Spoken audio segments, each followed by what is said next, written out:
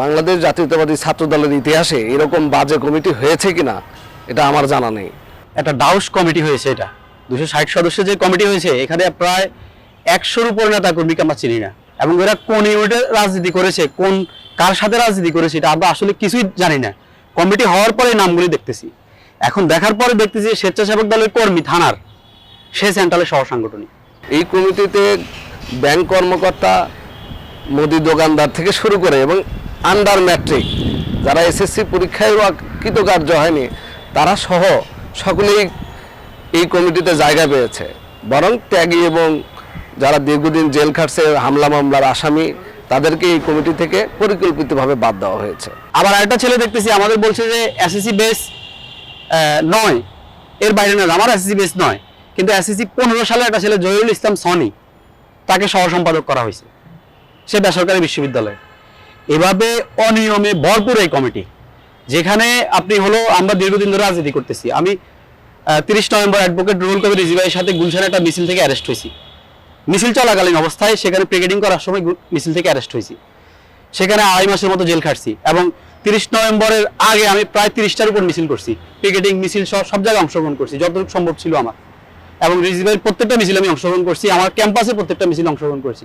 এবং আপনি শুনে অবাক হবেন যে আমার বাবারও প্রায় একাধিক মামলা, আমার বাবা দীর্ঘদিন ধরে রাজনীতি করতেছে, ওনারও প্রায় অসংখ্য মামলা, প্রায় 10টার মতো মামলা ওনার নামে। তাহলে আমাদের ফ্যামিলিতে আমরা দীর্ঘদিন, বাবা 2বার আক্রান্ত হয়েছে, 2বার তার উপর আওয়ামী লীগ হামলা করেছে। এই হামলার শিকার হয়ে এরপরে আমি আবার নিজেই রাজনীতি করতেছি, আমার নিজেরও মামলা। এত ত্যাগ তিতিক্ষার পরে 12-13 সাল থেকে আমরা এই রাজনীতির মাঠে থেকে এখন আমাদের বলছে যে আমাদের নাকি যোগ্যতার অভাব, সংকটের অভাব। তাহলে আমাদের যোগ্যতা কোথায় আমাদের অভাব সেটা আমাদেরকে দেখাক। আর যাদেরকে কমিটিতে পদায়ন করা হয়েছে তাদের এরকম 100 লোক আছে, যারা কেউ মুদি দোকানদারি করে, কেউ ব্যাংকে জব করে, কেউ হলো আপনার এই যে কাঁচামালের ব্যবসা করে। এবং স্পেসিফিকলি আমি আপনাকে দেখাইতে পারবো আমার কাছে যে তথ্যগুলি আছে। এখন এই যদি হয় অবস্থা, আমরা তো তারেক রহমানের উপর আস্থা বিশ্বাস থেকে রাজনীতি করতেছি।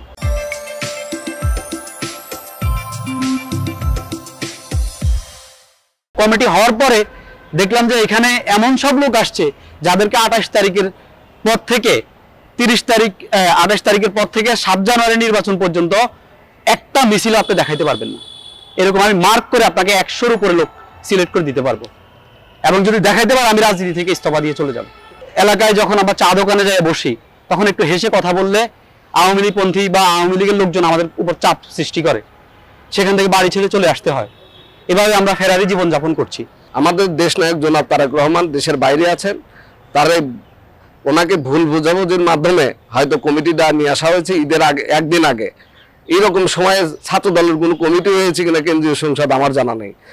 এরা এইরকম একটা পরিকল্পিত নিষ্ক্রিয় কমিটি দেওয়ার জন্যই এরা এই ধরনের কমিটি ঈদের একদিন আগে পাবলিশ করেছে, যেন কেউ প্রতিবাদ না করতে পারে। কমিটি তো হয়ই নাই, বরং আমরা যারা ত্যাগী নেতা কর্মী আছি তারা খুব বিস্মিত এই কমিটিটা দেখে এবং হতাশ। বাংলাদেশ জাতীয়তাবাদী ছাত্র দলের ইতিহাসে এরকম বাজে কমিটি হয়েছে কিনা এটা আমার জানা নেই। তবে বর্তমান ছাত্র দলের সভাপতি এবং সেক্রেটারি 2 জন মিলে তাদের মাইম্যান এবং যারা রাজনীতিতে দীর্ঘদিন নিষ্ক্রিয়, আন্দোলন সংগ্রামে যাদের ভূমিকা নেই, যাদের কোনো ত্যাগ নেই, তাদেরকে বর্তমান কমিটিতে জায়গা করে ছাত্রদলকে পরিকল্পিতভাবে দুর্বল করে দেওয়ার একটা ব্যবস্থা করা হয়েছে।